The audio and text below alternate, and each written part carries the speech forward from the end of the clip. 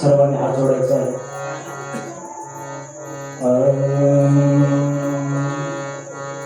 वक्रतुंड महाकाय सूर्यकोटि समप्रभ निर्विघ्नं कुरु मे देव सर्वकार्येषु सर्वदा. या कुंडेन तुषारहार धवला या शुभ्रवस्त्राभृता या वीणावरदंड मंडितकला या श्वेतपद्मासना या ब्रह्मातुत शंकर प्रभुतिनी देवे सदा वंदिता सामंता सरस्वती भगवती निशेषजाड्यापहा. गुरुर्ब्रह्मा गुरुर्विष्णु गुरुर्देवो महेश्वरा गुरुर्साक्षात् परब्रह्म तस्मै श्री गुरुवे नमः. नेत्रे दोन हिरे प्रकाश पसरे अत्यंत हे साजिरे माथा शेंदूर पाझर बरे दुर्वांकुराचे तुरे. प्रारंभी विनंती करू गणपती विद्या दया सागरा आज्ञानत्व हरो बुद्धिमते आराध्य मोरेश्वरा. चिंता क्लेश दरिद्र दुःख अवघे देशांतरा पाथरी हे रंबा गणनायका गजमुखा भक्ता बहुतोषधी. मनोजं मारुति तुल्यवेगं जितेन्द्रियं बुद्धिमतायं वरिष्ठं पुरातात्माजं वानरयुक्तमुख्यं श्रीरामदूतं शरणं प्रपद्ये. ब्रह्मानन्दं परमसुखदं केवलं ज्ञानमूर्ति दण्डवातीतं गगनसदृशं तत्त्वमस्याभिलक्ष्यम्. एकनित्यं विमलमचलं सर्वहि साक्षीभूतं भावाप्रीतं त्रिगुणरहितं सद्गुरुतं नमो नमः. समचरण सरोजं सान्द्रलीलाभुलाभं जगन्हितपाणि मण्डनं मण्डनानं तरुण तुलसीमाला कन्दरं कञ्जनेत्रं सदैव प्रभासं विठ्ठलं चिन्तयामि. पांडुरंगा करुणी प्रथम नमन दुसरे चरण संतांचिया. जिथे ज्ञान विज्ञान संजीव होते जिथे योग विद्येस सामर्थ्य येते जिथे मानवाला मिळे मोक्ष गाथा. तुझा पाय दिशी सदा नम्रनाथा. तुझा मंदिरी आर्त जीवास तृप्ती तुझा दर्शनी लोक स्वानंद घेती. श्रुती धन्य झाल्या तुझे गीत गाता तुझा पायरीशी सदा नम्रनाथा. सर्वमंगल मांगल्यं शिवे सर्व साधिके शरण्य त्र्यंबके गौरी नारायणी नमोस्तुते. सूक्ष्म शक्तीस संचार केला नमस्कार माझा मुक्ताई माऊलीला. अलंकापुरी पुण्यभूमी पवित्र तिथे नांदतो श्री ज्ञान राजा सुपात्र. तया आठविता महापुण्य राशी नमस्कार माझा साष्टांग ज्ञानेश्वरासी. बोला पुंडली गवते आरविठ्ठल श्री ज्ञानदेव तुकाराम. पंढरीनाथ भगवान की जय नागेश्वर भगवान की जय सियावर रामचंद्र भगवान की जय. अंबा भवानी माते की जय. काल भैरव भगवान की जय. गोपाल कृष्ण भगवान की जय. महारुद्र हनुमान की जय. सत्यनारायण भगवान की जय. अकाली माते की जय. भावदेवी माते की जय. औदुंबर महाराज की जय. परम पूज्य खरे महाराज की जय. परम पूज्य लक्ष्मण महाराज की जय. परम पूज्य पुरुषोत्तम महाराज की जय. परम पूज्य कपिलाने महाराज की जय. शिवा छत्रपती शिवाजी महाराज की जय, शिवा छत्रपती धर्मवीर संभाजी महाराज की जय, भारत माता की जय, सनातन वैदिकीय हिंदू धर्म की जय, मंगल मूर्ती मोरया, जय जय रघुवीर समर्थ।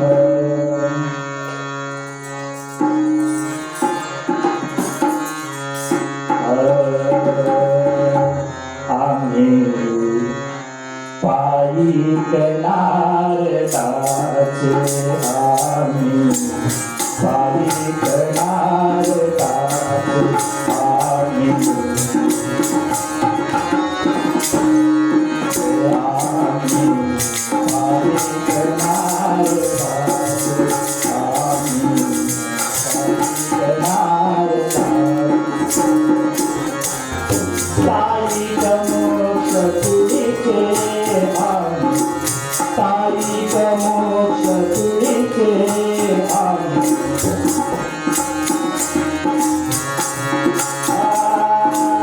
तारीख मोक्ष तुझीचे आम्ही, पायी करणार आम्ही, पायी करणार आम्ही। नारद मुनि महाराज की जय, इंद्रायणी तिरी वसनाऱ्या रे, वसनाऱ्या, इंद्रायणी तिरी वसनाऱ्या रे, इंद्रायणी तिरी वसनाऱ्या रे, वसनाऱ्या रे, वसनाऱ्या रे, इंद्रायणी तिरी वसनाऱ्या, इंद्रायणी तिरी वसनाऱ्या,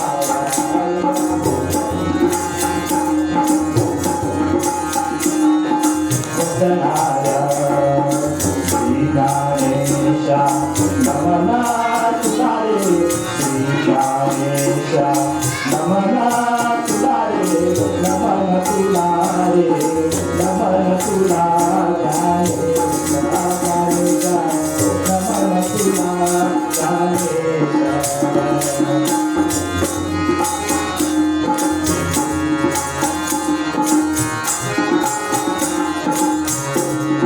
ज्ञानामृत रे सदा सती घडे, ज्ञानामृत रे सदा सती घडे,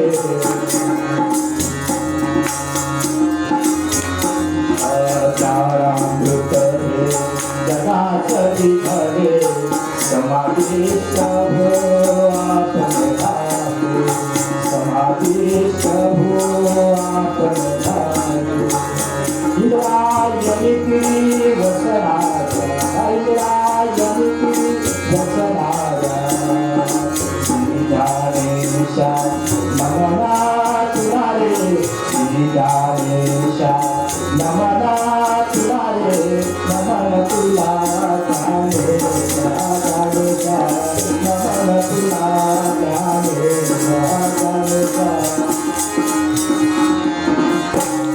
ज्ञानेश्वर महाराज की जय, रघुपति राघव राजा राम, पतित पावन सीताराम।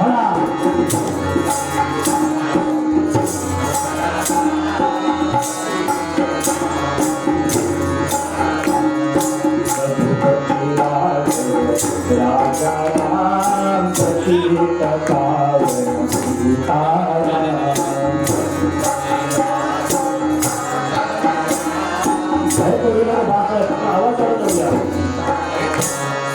रघुपति राघव राजा राम, पतित पावन सीताराम।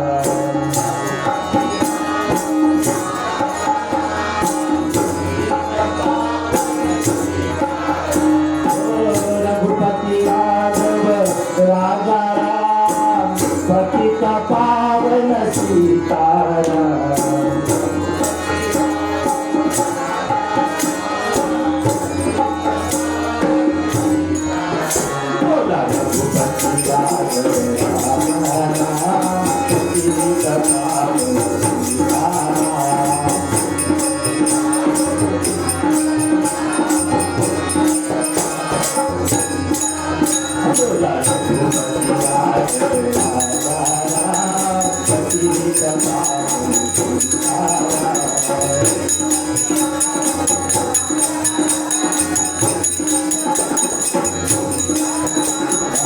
पतित पावन सीताराम।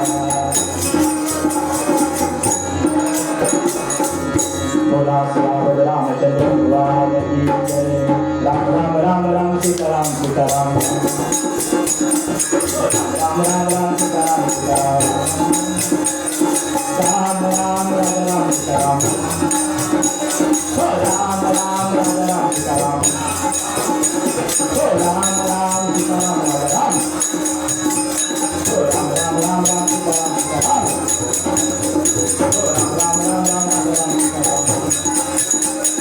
राम राम राम राम सीताराम सीताराम। राम रामचंद्र भगवान की जय। औदुंबर भगवान की जय। सत्यनारायण भगवान की जय। अकाली माते की जय। आज दत्त जयंती निमित्त, दत्त जन्मोत्सव निमित्त या कीर्तनासाठी जो अभंग निवडलेला आहे तो अभंग आहे या महाराष्ट्राला लागलेले एक संत सज्जन ज्यांनी घराघरामध्ये प्रत्येकाच्या मनामध्ये अभंग होऊया कीर्तन अशी अनेक गोष्टी रुजवली असे थोर संत एकनाथ महाराज त्यांच्या चरणाचा अभंग घेतलेला आहे। सर्वांच्या परिचयाचा अभंग गोड अभंग सोप्या सोप्या सांगता येईल त्या पद्धतीने। दत्त घ्यावा दत्त घ्यावा दत्त घ्यावा दत्त घ्यावा दत्त आनु साधु सावा दत्त आनु साधु सावा दत्त घ्यावा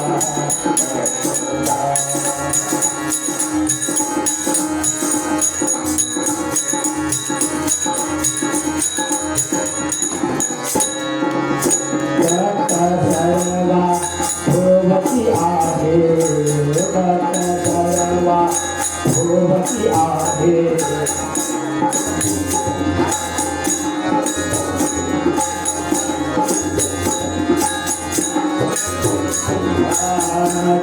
सर्वा भगवती आहे दत्त दीन आदिनो दत्त दीन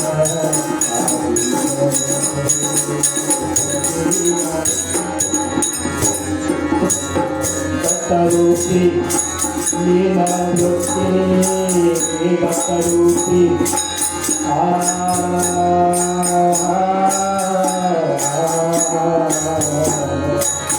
दत्तरूपी लीला वृत्ति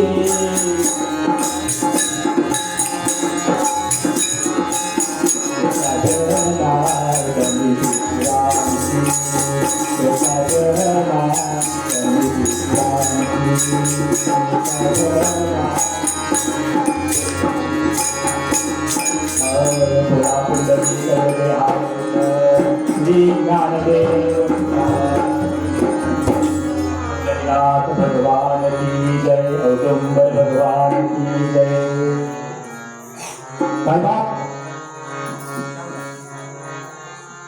दत्त घ्यावा दत्त गावा दत्त आमोचा विसावा। सुंदर असा गोडा भांग ते घेतला आहे। काय बाप आजचा हा क्षण सौभाग्याचा हा दत्त जन्मोत्सव सोहळा या गावात नाही तर अनेक या जगभरात या त्रिभुवनात याचा महिमा या भगवंताचा महिमा साजरा केला जातो। आणि या उत्सवासाठी या जन्म उत्सवासाठी इथे आज या भगवंताच्या दत्तात्रयांच्या भगवंताच्या दरबारात तुम्ही लोक इथं मांडीला मांडी लावून बसले आहात। माय बाप आता मला सांगा या गावात काही शेजारी लोक घरात बसले असतील पण इथं येऊ शकत नाही का? त्यांना कंटाळा येतो। पण कीर्तन श्रवण करणं ही सुद्धा एक भक्ती आहे माझ्या बाप. कुणालाही आज 2 तास बसणं म्हणजे खाऊ नाही. कोण म्हणतंय माझी कंबर दुखतंय, कोण म्हणतंय माझी भीती हाय होतय, कोण म्हणतंय मला त्रास होतय, पाय काम करता येत नाही, बोला भुंदरी करला. पण तुकाराम महाराज म्हणतात की जन्मोजन्मी आम्ही बहु पुण्य केले, हे माया विठ्ठले कृपा केली. माऊली सांगून गेल्या बहुत सुकृताची जोडी, म्हणून विठ्ठले आवडी. अरे बाप,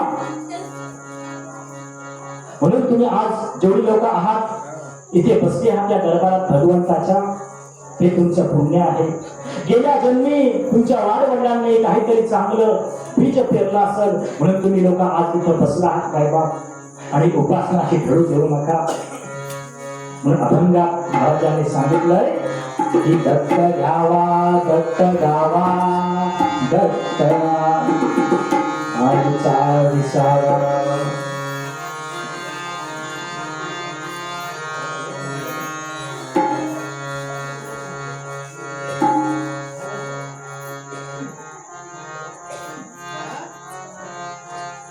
मायबाप मला सांगा, आज या धावपळीच्या जीवनात प्रत्येक जण माणूस धडपड करत असतो. कोणी उपासना करतो, कोणी उपास तापास करतो, कोणी नवस करतो, कोणी आणखी काही करतो, कोणी आता आळंदीच्या वारीला होतो आम्ही एवढे दिवस, वारी करतात, पंढरीची वारी, साईबाबांची वारी, अनेक वाऱ्या करतात. पण हे कशासाठी करतात? आज प्रत्येक माणसाची भूक काय आहे? काय आहे भूक? फक्त पैसा. सांगा मला. आज रेल्वे स्टेशनवरचा एखादा भिकारी सुद्धा कटोरा घेऊन भीक मागत असतो. कशासाठी? तर पोटासाठी. त्यांनी काय मिळेल?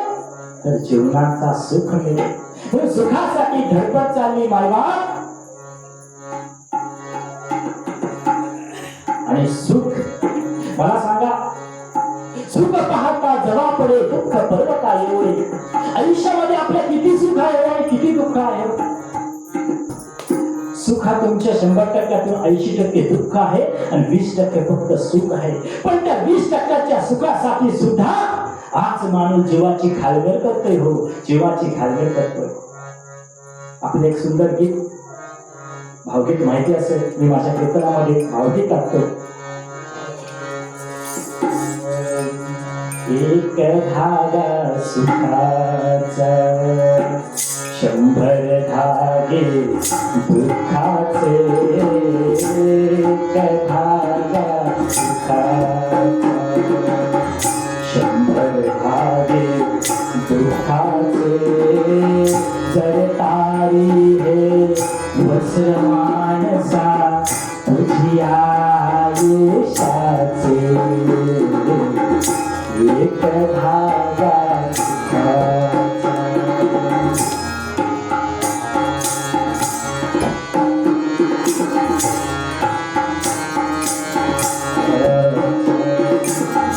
पांढरसी जरी असला कपडा, एसी उधळा जासी उधळा.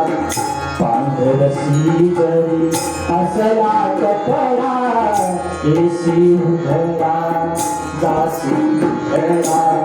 कपड्यासाठी करशी नाटक 3 प्रवेशाचे. एक धागा सुखाचा, 100 धागे दुःखाचे. जर तारी हे वस्त्र मानसा तुझी आयुष्याचे. तुझी आयुष्याचे.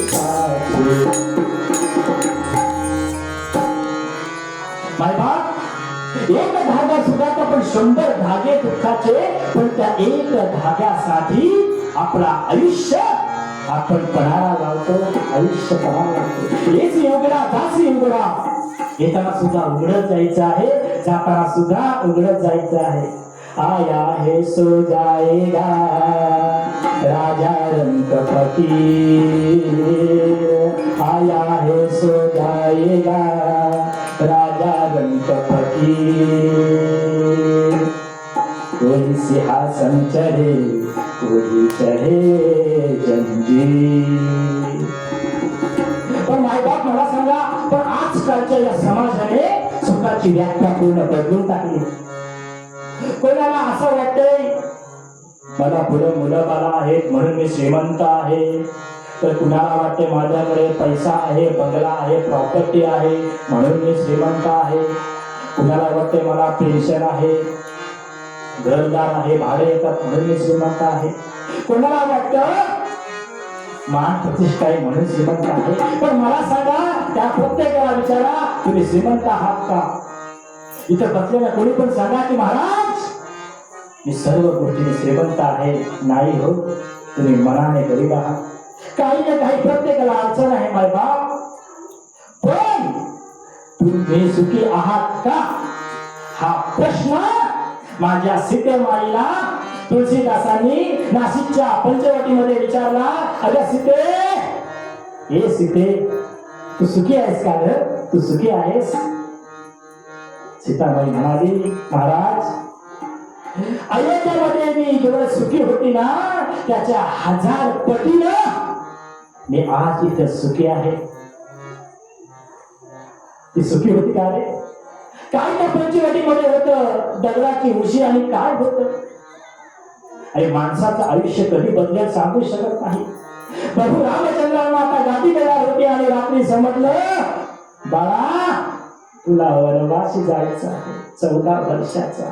क्षणाचा अभिनव न करता माझ्या रामरायांनी निर्णय घेतला। माते मी निघालो आणि सीतामाईला आवाज दिला, सीते येतो मी येतो। सीता अशाने म्हणाली, जातो मी।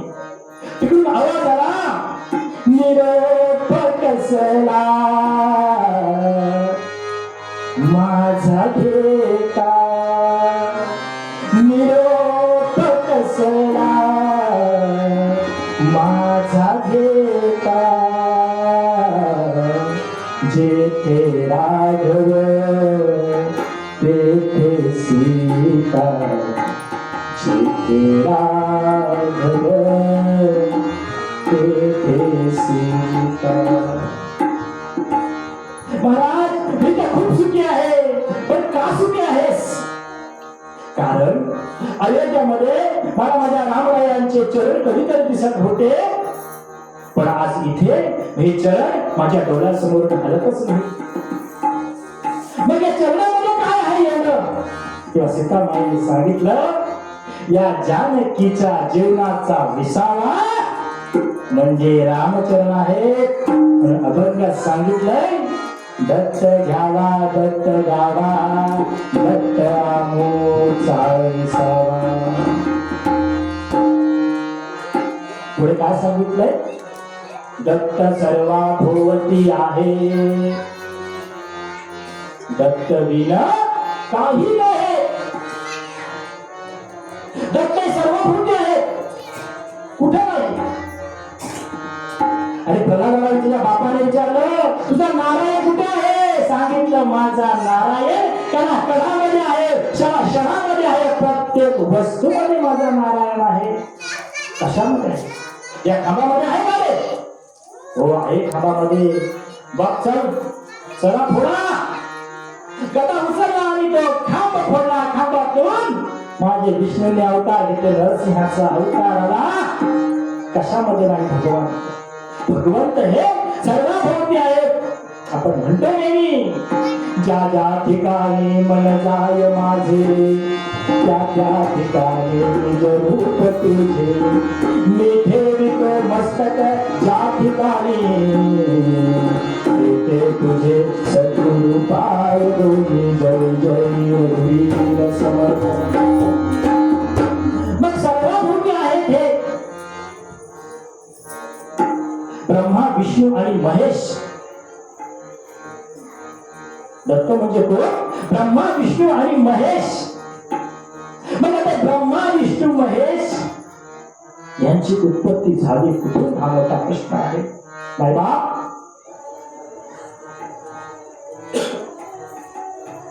तुम्हाला सांगू, एकदा आदिमाया आदिशक्ती जगाची कुलस्वामिनी आदिमाया आदिशक्ती महामाया प्रकट झाली देहरूपी.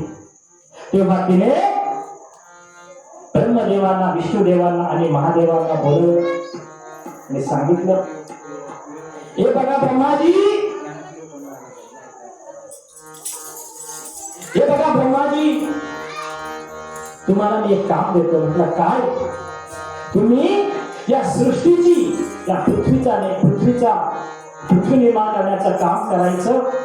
आपण म्हणतो, त्याच्या कावरती घेशी मातीला कार विठला तुरेला कुंभार विठला तुरेला कुंभार विठला. आणि मग सांगितलं की हे ब्रह्मदेवा, तू सृष्टी निर्माण करण्याचं काम करायचं. तेव्हा ब्रह्मदेव म्हणाले, माते, हा सृष्टी निर्माण करण्याचं काम थोडं नाही, खूप मोठं आहे. तेवढ्यात माझ्याकडे तेवढी शक्ती नाही आहे. मला काहीतरी शक्ती द्या, तरच मी करेन. म्हणजे ब्रह्मदेव सुद्धा शक्तीशिवाय अपूर्ण आहे. आणि म्हणून आदिमाया म्हणाली, एक काम करा, माझ्यातली सरस्वती नावाची शक्ती तुम्हाला देतो, तिच्याशी विवाह करा आणि तुम्ही सृष्टी निर्माण करण्याचा काम करा. आपण नेहमी प्रार्थना म्हणतो, हंसावरती बसून शारदे मयुरावरती बसून, हंसावरती बसून शारदे मयुरावरती बसून.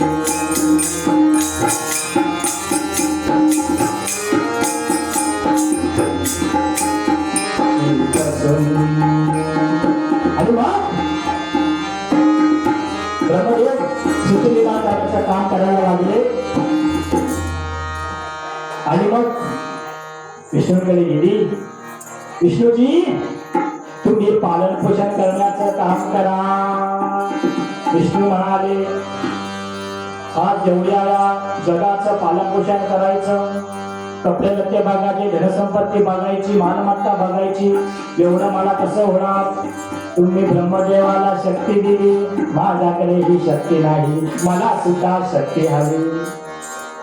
मग देवीने आपल्या लक्ष्मी नावाची शक्ती नारायणाला दिली आणि सांगितलं, त्याच्यासोबत विवाह करा आणि तुम्ही या जगाचा पालन पोषण करा. आणि नंतर आले आपल्या भोलेनाथांकडे. भोलेनाथांना सांगितलं, तुम्ही आता संहाराचं काम करायचं आहे. भोलेनाथ म्हणाले, मी तर गरीब बिचारा माणूस, भोळा माणूस, अंगावर माझ्या धड कपडे नाही. आणि समुद्र मंथनातून अनेक प्रकारच्या गोष्टी आल्या, पण विष, जगाच्या कल्याणासाठी विष कोणी घेतलं? तर प्रभू महादेवाने घेतला आहे. ते बोलले आहे, मी नेहमी गीतामध्ये सांगतो, भोलेनाथ से निराला कोई और नहीं, जिनका डमरू डम डम बाजे, जिनका डमरू डम डम बाजे,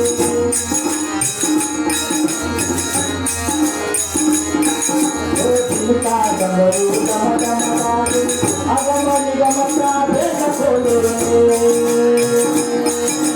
जिनका डमरू डम डम बाजे, अगम निगम का भेद खोले,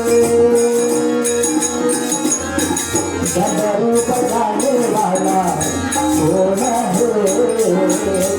डमरू वाले से निराला कोई और नहीं, डमरू वाले से निराला कोई और नहीं, कोई और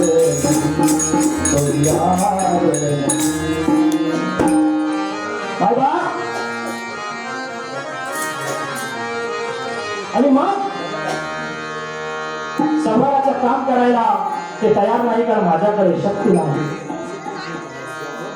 भगवंताचं नाव काय आहे? शिव.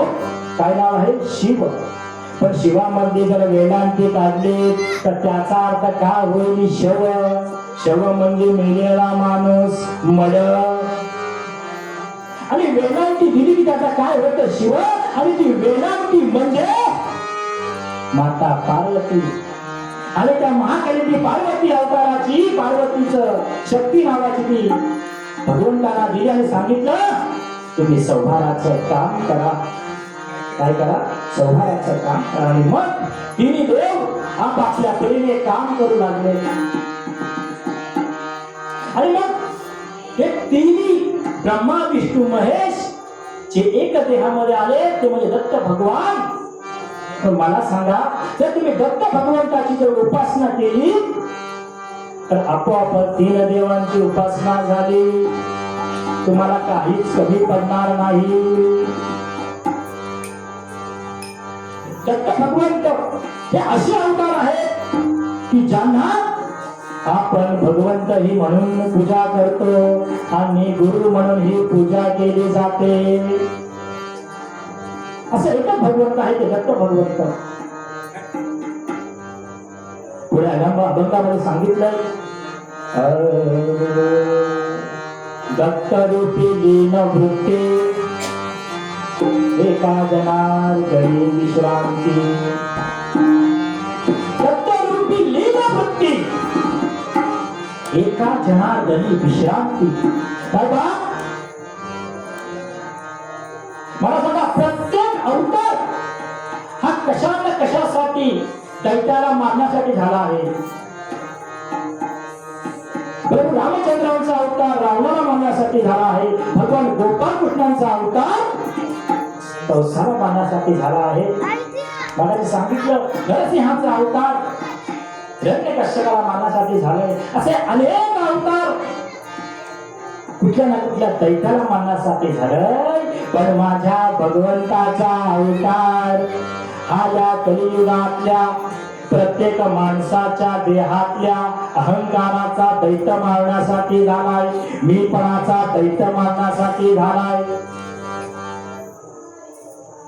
दुसऱ्याबद्दलचा असलेला द्वेष मारण्यासाठी अवतार झालाय. आणि म्हणून दत्तात्रयाची उपासना ही महत्वाची आहे. एकाची विश्रांती. मग तुला विश्रांती कधी मिळेल? हो, काय केलं तुम्हाला विश्रांती मिळेल? काय बा? नामस्मरण. फक्त आणि फक्त नामस्मरण. त्याशिवाय तुम्हाला पर्याय नाही. माहिती नेहमी सांगत असतो, राम नाम आधार जिने वो जल मेरा बनाते. राम नाम आधार जिने वो जल मेरा बनाते. जिन पर कृपा राम करे वो पत्थर भीतर जाते. जिन पर कृपा राम करे वो पत्थर भीतर जाते. जिन पर कृपा राम करे वो. अरे ज्या दगडावर प्रभू रामचंद्रांचं नाव लिहिलं तर दगड टाळायला लागलं. तर तुम्ही आम्ही जर नामस्मरण केलं तर भगवंत आपल्याला का नाही तारणार? का नाही तारणार? पण नामस्मरण महत्वाचे आहे. नाही पा एक 5-10 मिनिटांमध्ये आपलं प्रोग्राम मी संपवतो. आणि नामस्मरण महत्वाचे आहे. माहिती पा पण आज समाजामध्ये काय चाललंय? ह्या कलियुगामध्ये अशा अनेक गोष्टी घडतात. नाही बा महत्वाचं म्हणजे नामस्मरण कमी पडतोय आपल्या कुठेतरी. आणि आज समाजामध्ये लोक अशी वागतात. म्हणून मी सांगतो तुम्हाला की मायबाप या समाजामध्ये आणि आपण जीवन जगत असताना तुम्ही एखाद वेळा देवाला घाबरू नका, पण आपल्या प्रत्येकाच्या कर्माला घाबरा. सबसे बड़ी पूजा म्हणजे आपले कर्म आहे. मी आताही कीर्तन करतोय तर काही लोक बाजूला जाऊन तंबाखू म्हणतात. देवाला काय समजतंय? अरे मला कळत नाही, पण तो भगवंत पाहतोय, भगवंत पाहतोय. बोला पुंडलिक साहेबाब, तुम्ही कर्माला घाबरा. देव दयाळू आहे, देव तुम्हाला एखाद्याला माफ करेल, पण कर्म तुम्हाला माफ नाही करणार. एक छोटस उदाहरण सांगतोय कर्मकांडाचं. आपल्या महाभारतामधले पितामहा सर्वांना माहित आहे, अख्खे युगपुरुष, पण त्यांचं मरण कसं झालं हो? बाणांवर.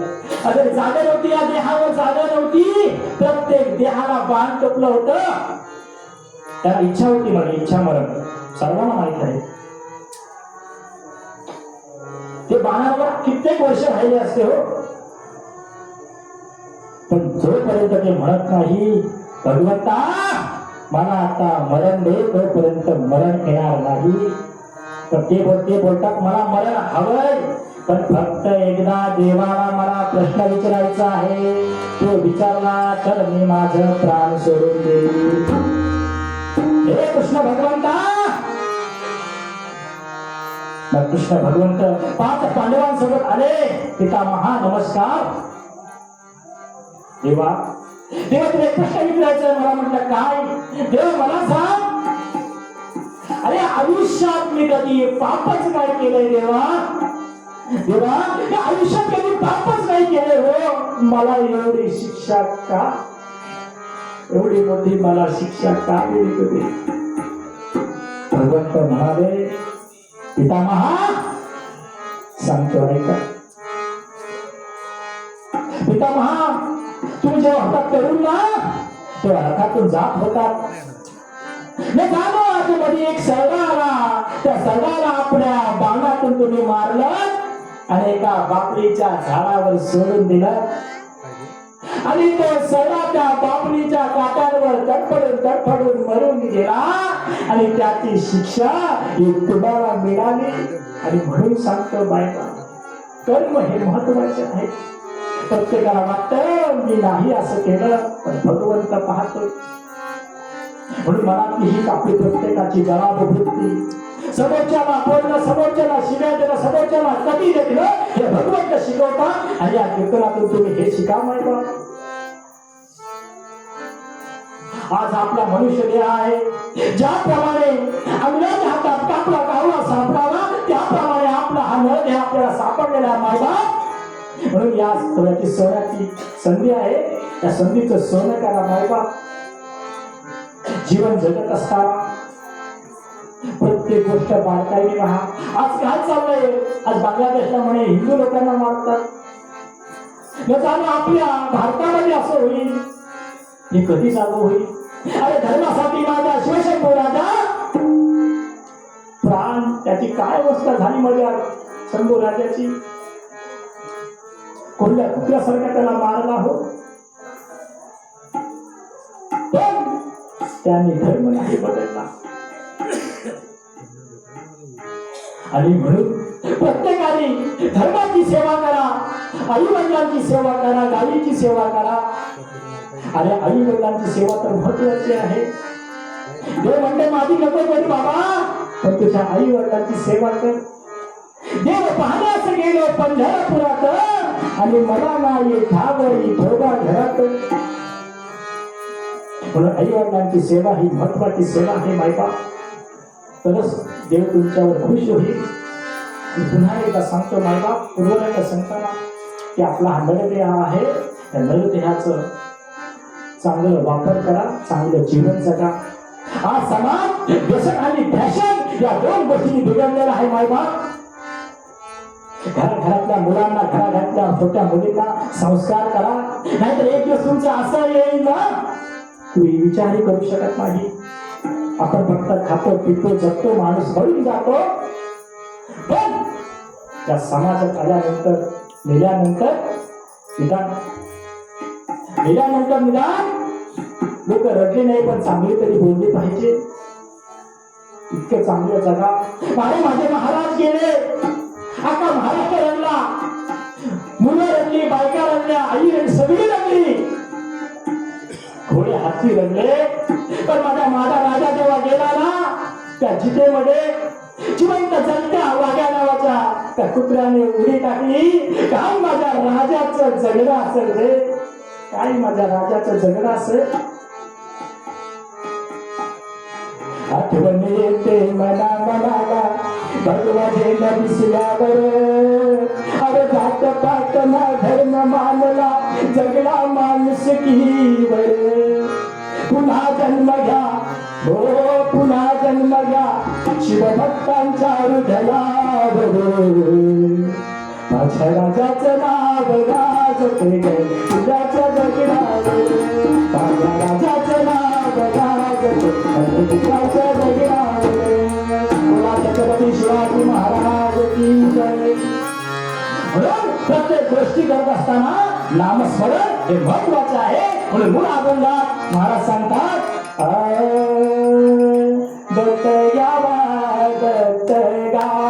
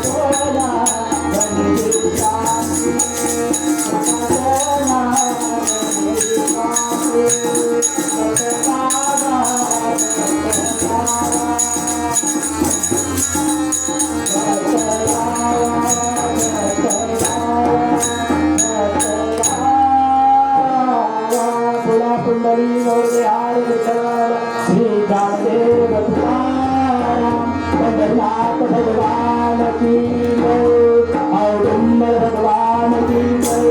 गोपाल कृष्ण भगवान की जय. महारुद्र हनुमान की जय. सकादेवी माते की जय. सत्यनारायण भगवान की जय. जय जय रघुवीर समर्थ.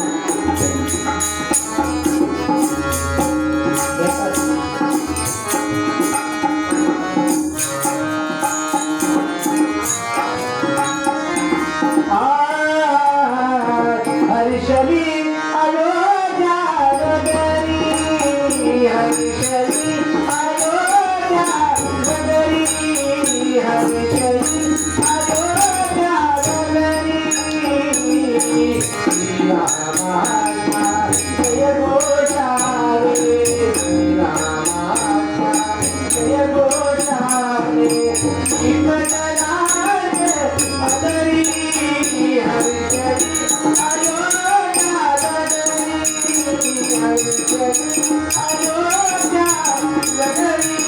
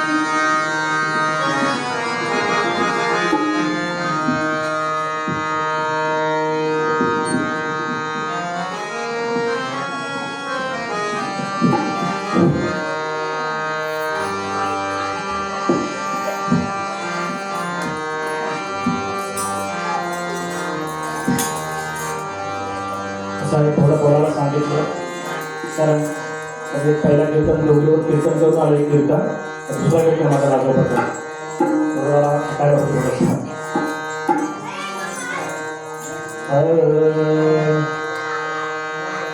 त्याप्रमाणे थोडे बदल करूया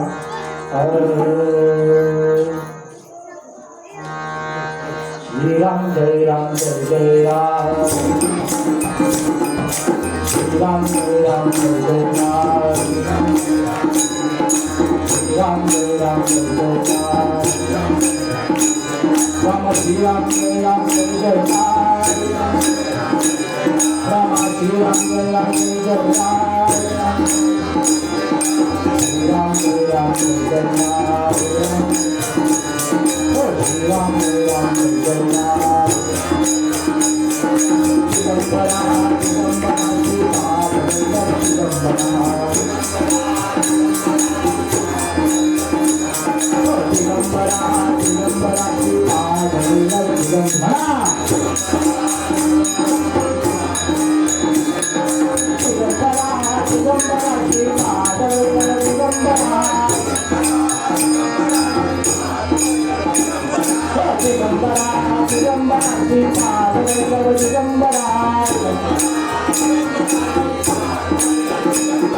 Digambar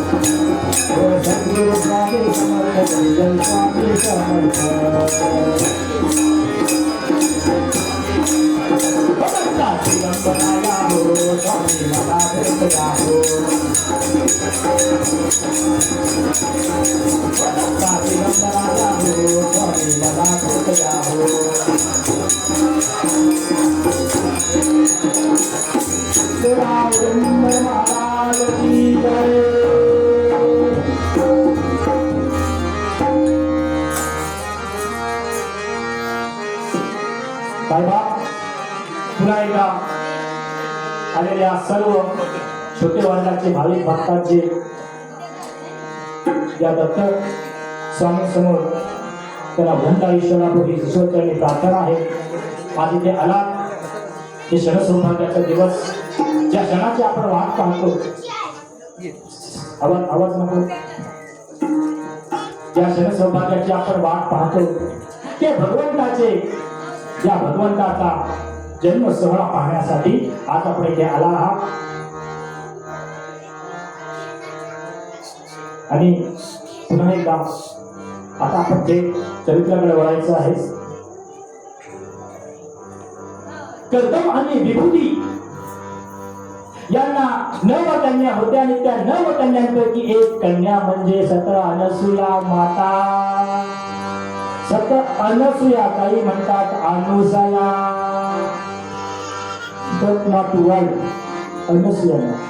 अनसुया, सती अनसुया माता.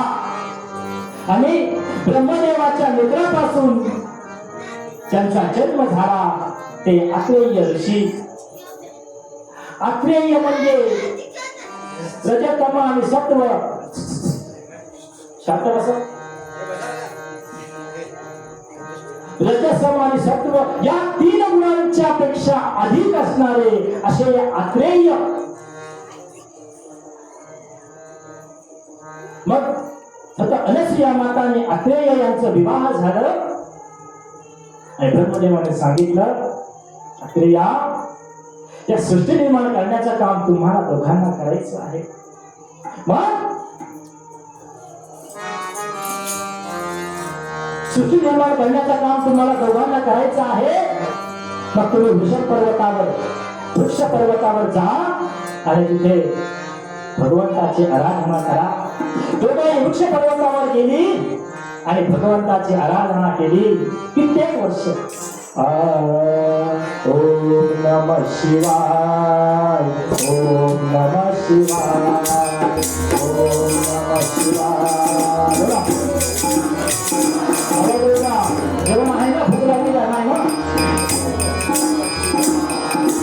ओम नमः शिवाय, ओम नमः शिवाय म्हणा.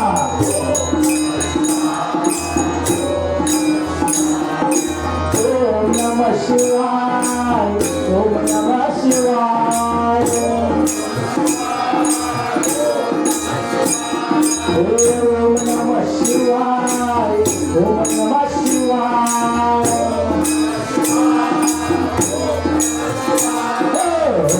नमः शिवाय, ओम नमः शिवाय, ओम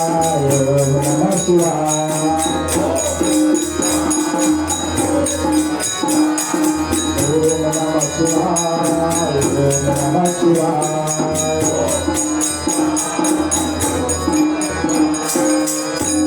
भोलेनाथ भगवान की जय. आणि मग भगवंत प्रकट झाले, म्हणाले, एवढी तपश्चर्या करता, कित्येक वर्ष तपस्या केली, काय झालं? मी तुमच्यावर प्रसन्न आहे, तुम्हाला काय हवं आहे? तेव्हा अत्रेय ऋषी आणि अनसुया मातेने सांगितलं की देवा, आम्हाला ब्रह्मदेवाने सृष्टी निर्माण करण्याचं काम करायला दिलं, मग आमच्या पोटी असा पुत्र द्या. पुत्र असावा बोला त्याचा तिन्ही लोकी झेना. पुत्र म्हणजे परमात्मा, जो आई वडिलांची सेवा करेल, या समाजाची सेवा करेल, या समाजा कल्याणासाठी करेल, तो खरा पुत्र. त्याला पुत्र असं म्हणतात. तर असा पुत्र माझ्या पोटी द्या. भगवंत म्हणाले की स्वतः तर तुझ्या पोटी येतो, मग तर काही टेन्शन नाही. तथास्तु. आणि ब्रह्मदेव सांगितल्याप्रमाणे आणि भोलेनाथ तिथून अंतर्धान पावले. आणि अंतर्धान पावल्यानंतर या दोघांनी आपल्या संसाराला सुरुवात केली. आश्रमाची पर्णकुटी, तिथे दोघांचा संसार चाललाय. अनसूया माता, अनसूया माता जर तुम्हाला जाणायची असेल ना माता, तर तुम्हाला अगोदर आत्रेय जाणावं लागेल. आणि आत्रेय जाणायचं असेल तर तुम्हाला दत्तात्रेय जाणता येईल. माता, जेव्हा दत्त भगवंताचा जेव्हा ध्यास लागतो ना, तेव्हा अखंड विश्वाचा ध्यास लागतो. या अखंड विश्वाचा ध्यास लागतो. मग दत्तात्रेय कुठे आहेत? या शरीरामध्ये, या देहामध्ये कुठे आहे? तर नाभिस्थानाशी परब्रह्म, हृदयापाशी परविष्णू आणि ब्रह्मांडी परमेश्वर. त्रिगुणात्मक त्रिमूर्ती दत्त हा जाणव. आपण म्हणतो ना, त्रिगुणात्मक त्रिमूर्ती दत्त हा जाणव. या तीन भागामध्ये दत्त अवतरले आहेत मायबाप. आणि अनसूया मातेबद्दल तुम्हाला काय सांगावं मायबाप? आपण नेहमी ऐकतो, पुन्हा पुन्हा आपलं तेच सांगावं लागतं, त्या दत्ताचं चरित्रच आहे. अनसूया माता इतकी तेजस्वी होती मायबाप, इतकी तेजस्वी होती. अरे नुसती बाहेर पडली ना तर माती सुद्धा मृदू व्हायची, माती मृदू व्हायची. ऊन असेल तर सूर्य सुद्धा घाबरायचा. मातेच्या डोक्यावर बरोबर सावली आणायचा चालता चालता. का मातेला राग आला तर त्या सूर्याची सुद्धा राग करेल, इतकी तेजस्वी होती. अरे सशाला जर वारा सुटला ना, नुसती नजर केली ना तर वारा मागच्या मागे पळायचा. समुद्र खवळला, समुद्राकडे पाहिलं तर समुद्राच्या लाटा शांत व्हायच्या, इतकी तेजस्वी होती. आणि पतिव्रता सुद्धा होती. मग आता पतिव्रता म्हणजे नक्की काय? काय महिलांना तुम्हाला प्रश्न विचारते, पतिव्रता म्हणजे नक्की काय?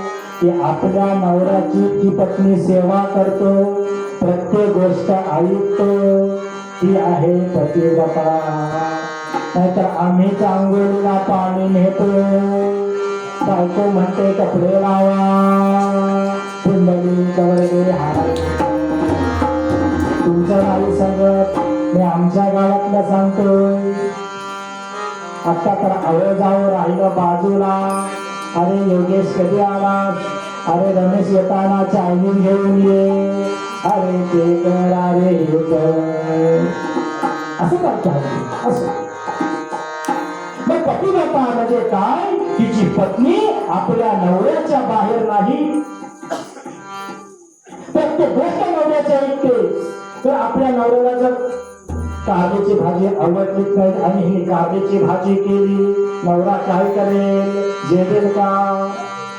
जे आपल्या नवऱ्याला आवडत नाही ते आपण करूच नाही. पण बायको सुद्धा हट्टी असते, ती म्हणे मी हेच करेन, तुम्हाला काय करायचं असेल ते तुम्ही करा, मी माझं लग्न झालंय, माझं मी सांगतो. काय बा इतकी पतिव्रता होती की तिला भगवंत सुद्धा घाबरायचे. मायबाप तुकाराम महाराज म्हणतात, तुका म्हणे पतिव्रता तिची देवावरी सत्ता. तुका म्हणे पतिव्रता तिची देवावरी सत्ता.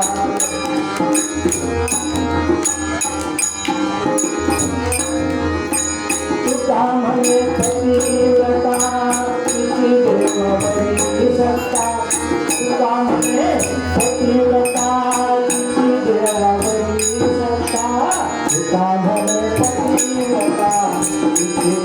करी सत्ता विश्वामध्ये करी सत्ता विष्णुदेवा करी सत्ता विष्णुदेवा करी सत्ता. एकदा माता पृथ्वीमध्ये मुसळ पडत होत्या, सर्वांना माहित आहे. महाराज अत्रेय ऋषी आले, सांगितलं अनसुये अगं जरा तुला लागली पाणी आणतेस का? तर मुसळ त्या मुसळाला वरती असा फेकला आणि सांगितला मुसळाला, अरे माझ्या पतीची सेवा करून येतो, येईपर्यंत तिथेच राहा आणि मग ती आपली नवऱ्याची सेवा करून येते, तोपर्यंत तो मुसळ तिथंच राहतो. इतकी पतिव्रता आहे. त्याचप्रमाणे उर्मिला माता तिची बहीण शांडीला, मी तुम्हाला जास्त सांगत नाही, एकदम स्टोरी खूप मोठी आहे, पण आता थोडक्यात हातात स्टोरी. मग आपल्या संवादला फुलं घ्यायचे, संवादला फुलं घ्यायचे, तो सांगेल 10 मिनिटं असतं. आणि मग शांतीला उर्मिलाची पत्नी, उर्मिलाची बहीण, ती सांगितलं तिने की मला पतिव्रता व्हायचं, मी काय करू? तेव्हा तिने सांगितलं की मंदिरात जा, पहाटेच्या वेळी येताना जो तुला पुरुष दिसेल त्याच्याशी तू विवाह कर. ती सकाळच्या वेळी जी गेली, दर्शन घेतलं, पाहतो तर काय, एक पुरुष तिथे बसला होता. तर तो पुरुष असा तसा नव्हता, तर तो कुष्ठरोगी होता, त्याला कुष्ठरोग झाला होता. पण आता पतिव्रता, तिला पतिव्रता बनायचे आहे, मग नाविलाज आहे, ती टोपली घेतली, त्या टोपलीमध्ये टाकला, घरी नेला आणि त्याची अंघोळ पाणी केली. तर याला माहिती हिला पतिव्रता व्हायचं आहे. त्याने सांगितलं, शांतीला तुला पतिव्रता व्हायचं आहे, एक काम कर, मला येत असताना एक वेश्याचं घर दिसलं, ती वेशी दिसली, तिच्याकडे मला घेऊन चल. तर मला सांगा, आपल्या नवऱ्याने त्या दुसऱ्या पत्नीचं तिथे गारानं घालं तर आपली बायको काय करेल? लाटणं घेईल. पण तिला पतिव्रता व्हायचं, तिने सांगितलं ठीक आहे. मग तिने रात्रीच्या वेळी त्याला कपड्यामध्ये घेतला आणि जायला निघणार होती.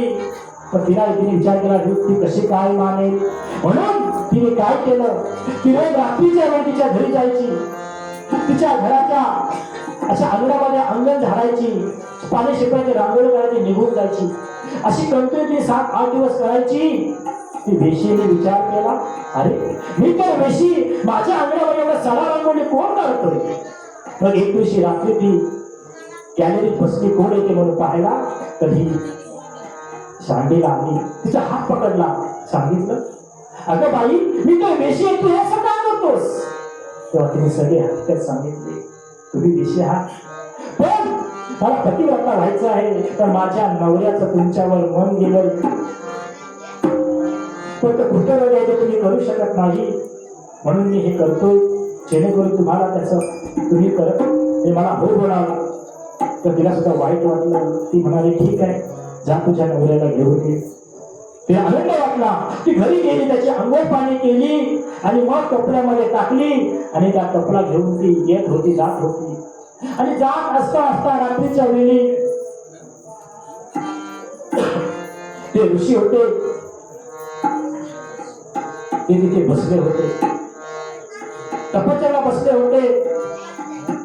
आणि मग त्यांची टोपली त्या ऋषीला लागली. त्या ऋषीने शाप दिला की हे बघ, मला वेदना होतात, सकाळी सूर्य उगवताना तू गतप्राण होशील. मी म्हणाले, अरे देवाने, मी तर काय करत होतो आणि आता झालं काय? ती म्हणाले, मी सुद्धा पतिव्रता आहे. तिने सुद्धा सांगितलं सूर्याला, हे सूर्य नारायणा, मी सुद्धा पतिव्रता आहे, सकाळी जर उगवलास ना तुझे राख करीन. सूर्य सुद्धा घाबरला. सकाळ झाली, सूर्य उगवला नाही. 1 दिवस गेला, 2 दिवस गेले, 3 दिवस झाले. इकडे पृथ्वीवर हाहाकार चालला, सगळे जीव मरायला लागायला सुरुवात झाली. मग आता तिला कोण समजावेल, शपथ कोण मागे घेईल? मग त्यासाठी अनसुया माता आली. तिला सांगितलं, शांडीला एक काम कर, माझ्यावर विश्वास ठेव, सूर्याची शपथ मागे घे, सकाळी हा गतप्राण झाला तरी त्याला जिवंत करण्याची जिम्मेदारी माझी. तिने ऐकलं, सूर्याची शपथ मागे घेतली आणि मग सकाळ झाली, तिचा नवरा तो गतप्राण झाला, मरून गेला. मग रसिया मातेने सांगितल्याप्रमाणे कमंडलातून पाणी घेतले, त्याच्यावर शिंपडले, तो सुद्धा जिवंत झाला. तो सुद्धा जिवंत झाला. आणि मग जिवंत झाला तर झाला, त्याचा कुष्ठरोगी निघून गेला. दोघांनी विवाह चांगलं केलं, सुखी जीवन जगू लागले. पण ही तिची पतिव्रताची महिमा, पतिवराची मालकी, आमच्या गादीचे मालक कोण? नारायण नारायण नारायण रमा रमणा मधुसूदना मनमोहना.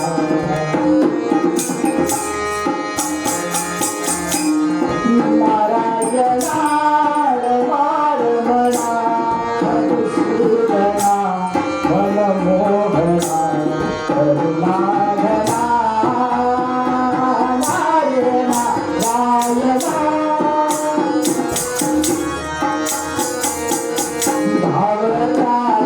हरी गडकरी सागर गोविंदा.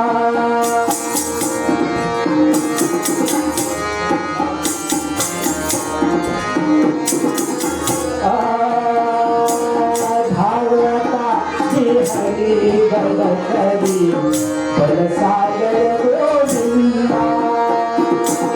तुझी आचरणी सागर तुझी आचरणी सागर वंदन करीतो परमानंदा. दे प्रसाद यंगणेशा, दे प्रसाद यंगणेशा, करुणाचा आनंदा. नारायण नारायण रमा रमणा मधुसूदना मनमोहना मधुसूदना मनमोहना करुणाघना. नारायण नारायण. बोला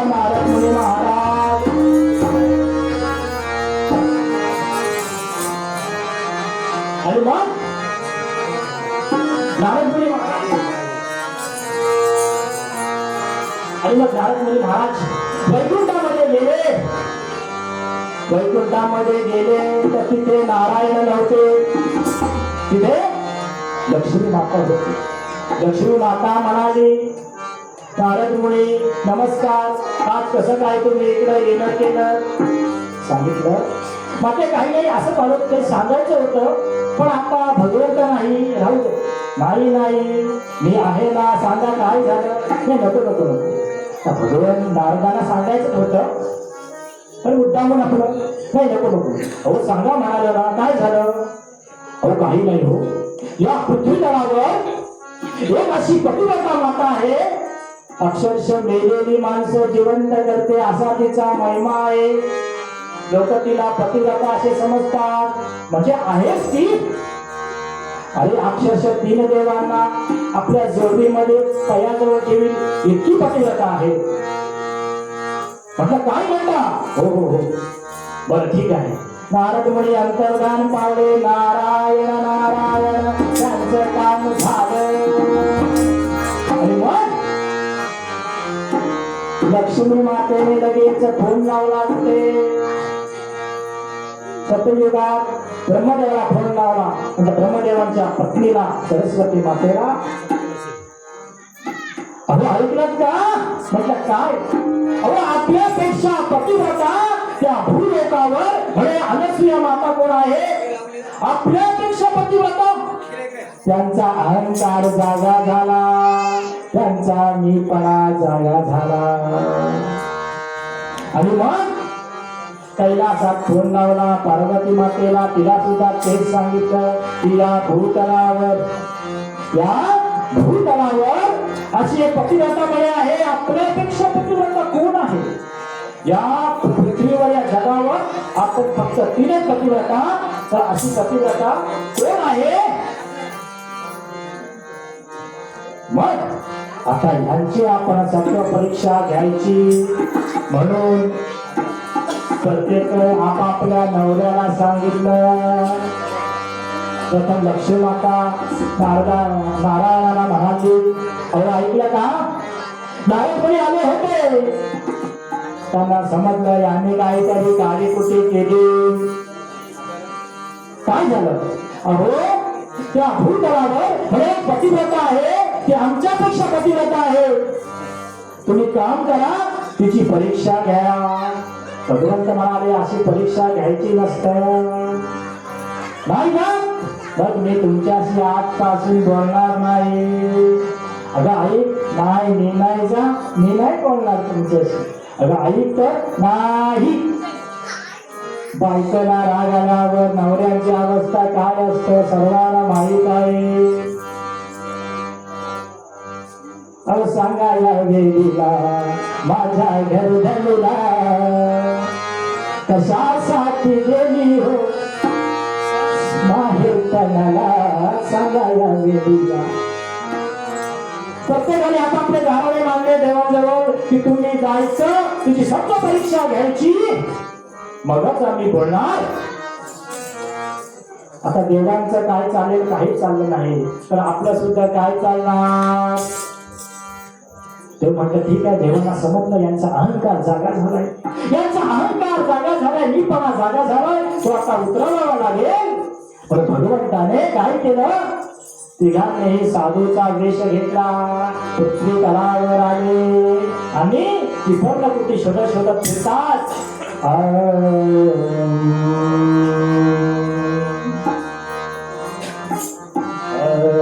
माई माई भिक्षा दे दे फिरती रसतो रसती.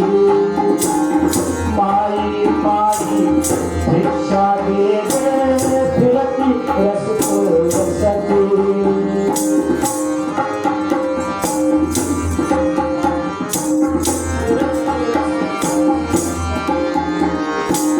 माई माई भिक्षा दे दे फिरती रसतो रसती.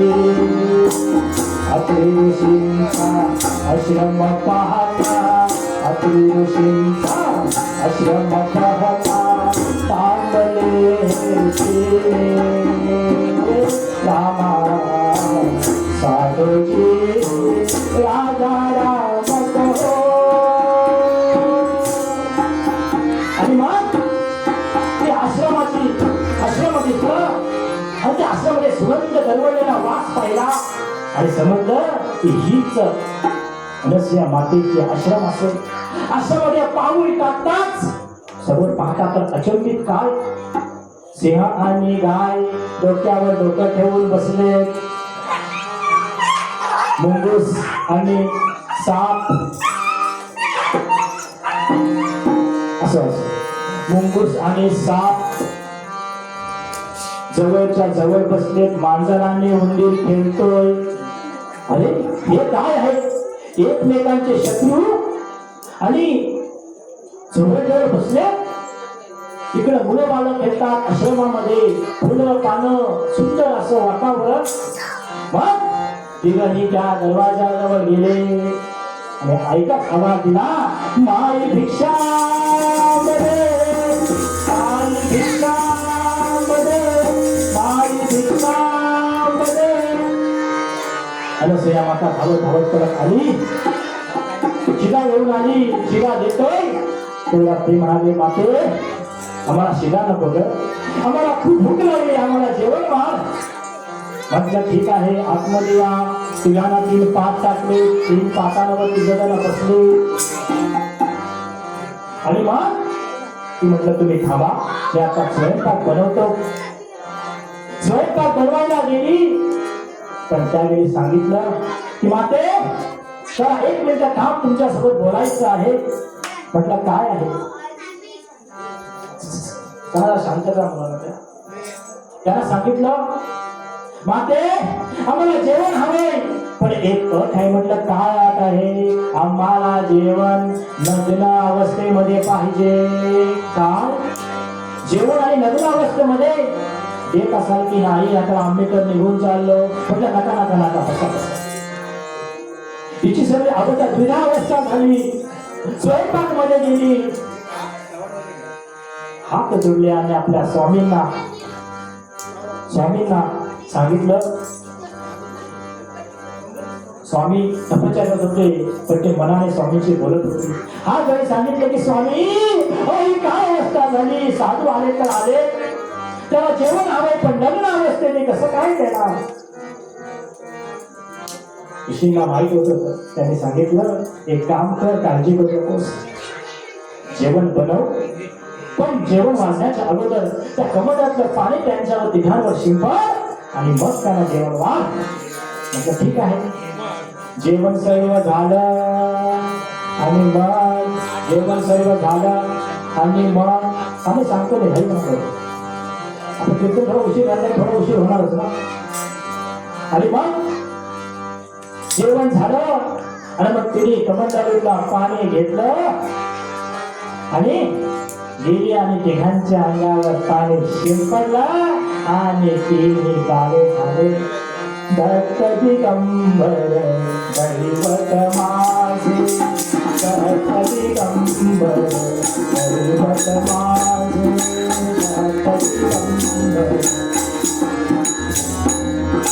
अनसूयेचे सद्भागे, अनसूयेचे सद्भागे, तिन्ही देवही भागीदारे. दत्त दिगंबर दैवत माझे, दत्त दिगंबर दैवत माझे, दत्त दिगंबर. गोलावडूंबर महाराज तिन्ही बाळं झाली, तिला आनंद वाटला. मग काय, एका बाळाला घेतला मांडीवर आणि तिला सुद्धा त्या आईला पाना फुटला. हो, पहिल्यांदा ब्रह्मदेवाला घेतलं, आपल्या सणाशी लावला, सांगितलं, देवा तुला भूक लागली का रे? मला तृप्त होऊन दूध पी. मग समाधान झालं आणि मग त्यांना खाली ठेवलं आणि मग विष्णूंना घेतलं, सांगितलं, भगवंता अरे अनेक अवतार तू घेतले, दंबरा शिंबरे, भूक लागली तुला. तर भगवंताला होतं नग्न अवस्थेमध्ये द्यायचं होतं आणि तेच त्याने ते पूर्ण केलं मातेने. नंतर भुलेला काना घेतलं, त्यांना सुद्धा तृप्त केलं. तृप्त केल्यानंतर तिघांना सणांचे तिने पाळणे बनवले, तिने तिघांनाही पाळण्यात झोपवले आणि अंगाई गाऊ लागल्या. आता मी पाळणा घेत नाही, तर आपला वेळ आपल्याकडे, पण मला माझी आजी आठवते. आजी माझी लहानपणी मला पाळणा घ्यायची. राम गेला बहिणी, राम गेला बहिणी, लक्ष्मण मागवली, सीतेला सुचेना काम, काही काही धारू नको बनिया, काही काही धारू नको बनिया. रामाच्या गळ्यात सोन्याची चई, पाठीवर धनुष्यबाण, काही काही धारू नको बनिया, काही काही धारू नको बनिया.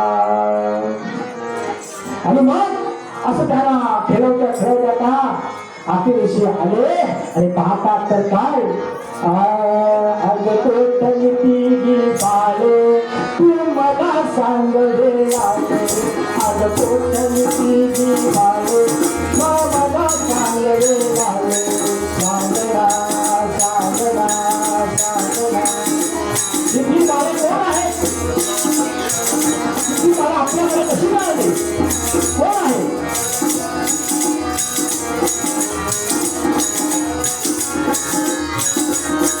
आज कोठली बाळे, आज कोठली बाळे, तू मला सांग रे आले, तू मला सांग रे आले, सांगना सांगना सांगना. बाळांची माता कोठे, बाळांची माता कोठे. या बाळांची माता कुठे आहे ग?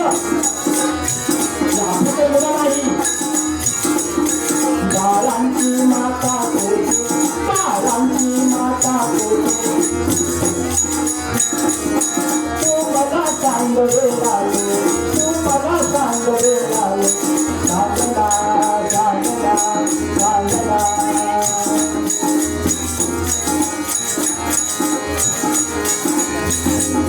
देवासम सुंदर दिसती, देवासम सुंदर दिसती.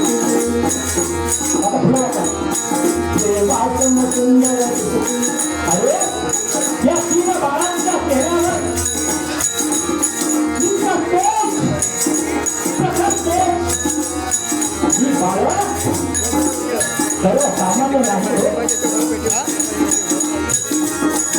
ही बाळं सर्वसामान्य नाही हो.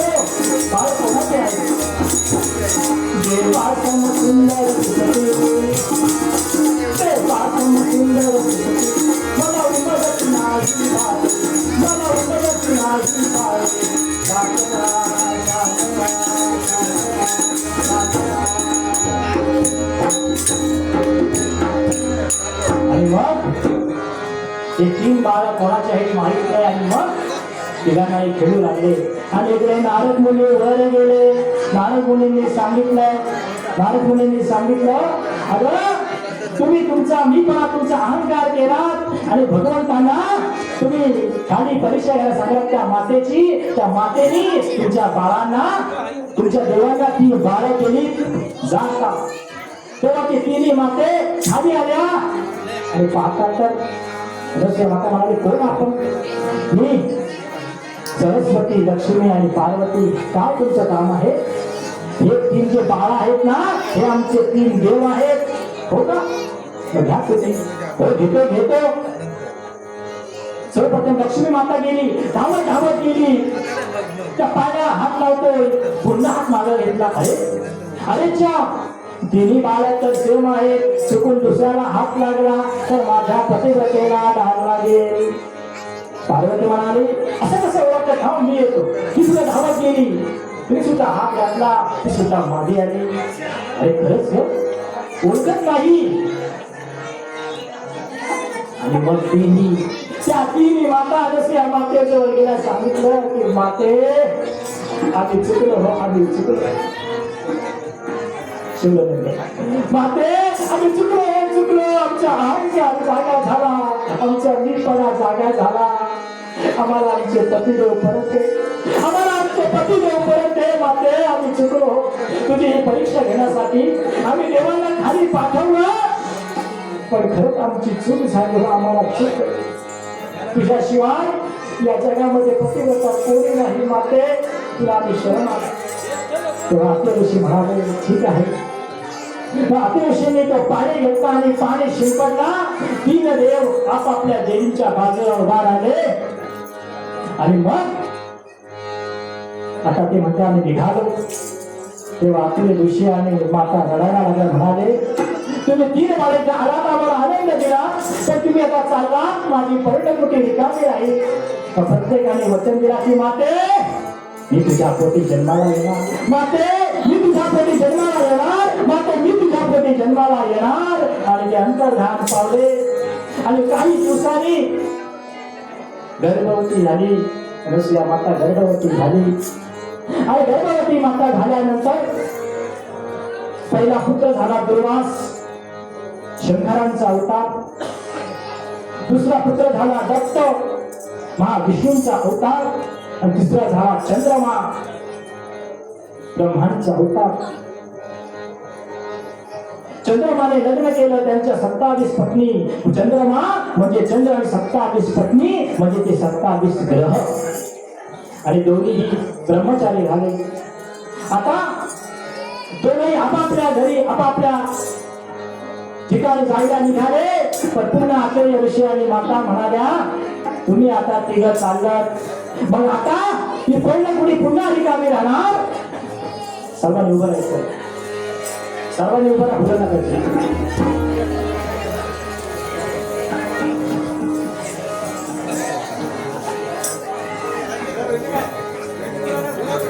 मग माते काळजी करू नकोस. आता आम्ही तिघजण चाललो, पण दत्तांनी सर्वांनी विचार केला की आपण गेलो तर पहिलं कुठे रिकामी जायला आपल्या आई वडिलांची सेवा करायला कोण आहे. म्हणून तिघांनी ठरवलं की आपला तिघातला एक अंश इथे ठेवायचा, रजतम आणि सत्व असा अंश ठेवायचा. म्हणून तिघांनी काय केलं, एक देह निर्माण केला. रामा म्हणाले फुलवरी महाविष्णू झाले असं मानलं की सर्वांनी फुलं टाकायची. सर्वांनी भगवंताकडे पाहायचंय, सर्वांनी भगवंताकडे पाहायचंय. डोळे बंद करून थोडा दुसऱ्या तरी मनातल्या मनात भगवंत आपल्या दत्तात्रयांचा चेहरा आपल्या समोर पूर्ण कनेक्ट व्हायचा आहे. भगवंत समोर आपल्याला दिसला पाहिजे. असं डोळे बंद केलं तरी चालेल. फक्त रामा रामा महात्मेचा अवतार झाला की सर्वांनी फुलं टाकायचे. आणि मग हे तीन देह एकत्र झाले.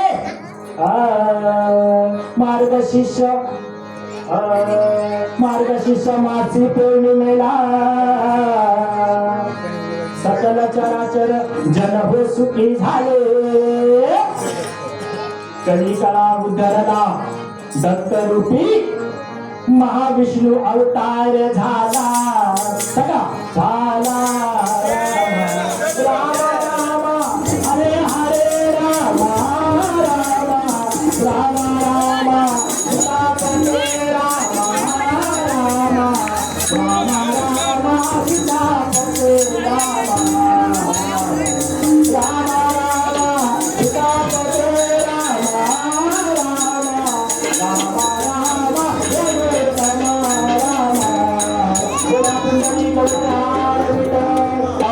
भगवान की जय. दिगंबरा दिगंबरा श्रीपाद दिगंबरा दिगंबरा दिगंबरा श्रीपाद दिगंबरा दिगंबरा दिगंबरा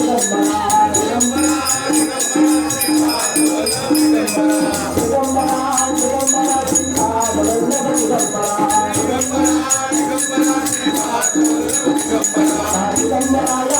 स्वामी मला भेट द्या हो. दिगंबराया हो स्वामी मला भेट द्या हो.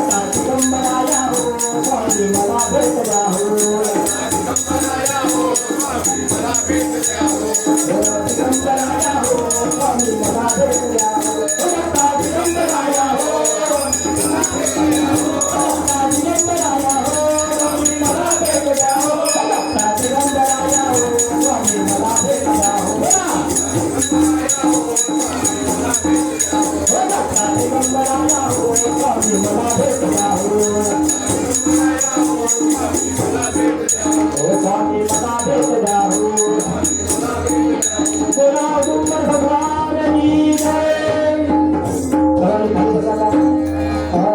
तीन शिर सहात तीन शिर सहात तया माझा दंडवत तया माझा दंडवत तया माझा दंडवत. तीन शिर सहात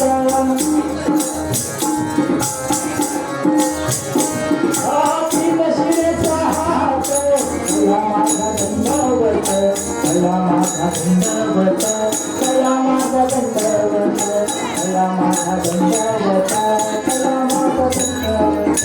बाकी भोली भुवनेश्वर नित्य गानवीचे स्वान. बाकी भोली भुवनेश्वर नित्य गानवीचे स्थान.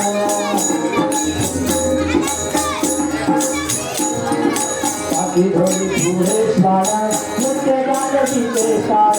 बाकी भोली भुवनेश्वर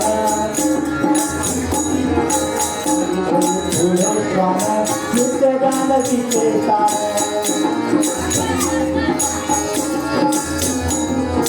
तीन शिर सहात तीन शिर सहात तया माझा दंडवत तया माझा दंडवत तया माझा दंडवत तया माझा दंडवत तया माझा दंडवत तया माझा दंडवत तया माझा दंडवत.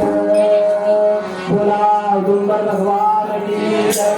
श्याम रामचंद्र भगवान की जय. माय बाप असं सुंदररित्या आज शरद सौभाग्याचा दिवस प्रभू दत्तात्रयांचा ब्रह्मा विष्णू महेश्वर रजतम आणि सत्व हे तीन गुण तीन अवतार एकत्र होऊन ज्याने देह प्रकट केला ते दत्तात्रय स्वामी जे गुरु आहेत आणि जे भगवंत आहेत त्यांची सेवा ही तुम्ही अपार ठेवा मायबाप. आणि पुन्हा एकदा सांगतोय कीर्तन संता मायबाप जीवन जगत असताना धर्माची सेवा करा, गायीची सेवा करा, आई वडिलांची सेवा करा बस. आणि कर्म चांगले ठेवा आणि फक्त नामस्मरण. काय आहे तुम्ही काही करू नका, देव काय म्हणत नाही, देव फक्त भावाचा फुटलेला आहे. देव काय आहे, देव फक्त भावाचा फुटलेला आहे बाळा. आणि म्हणून मूळ अभंगामध्ये नाथ महाराज सांगतात दत्त जावा दत्त जावा दत्त जावा दत्त जावा दत्त जावा दत्त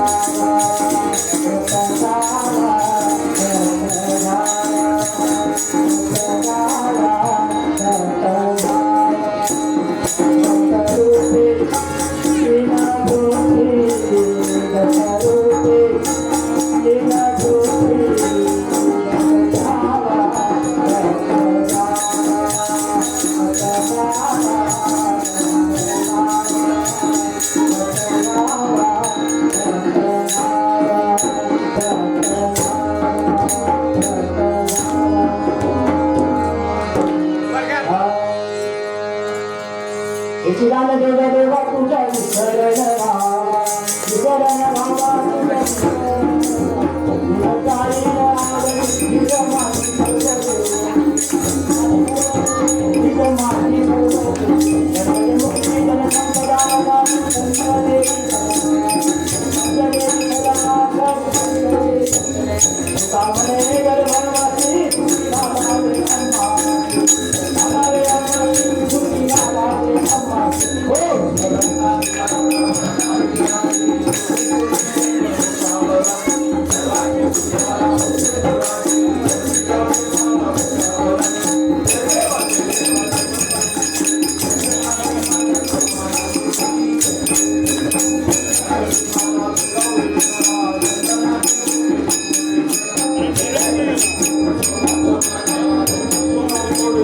Thank you.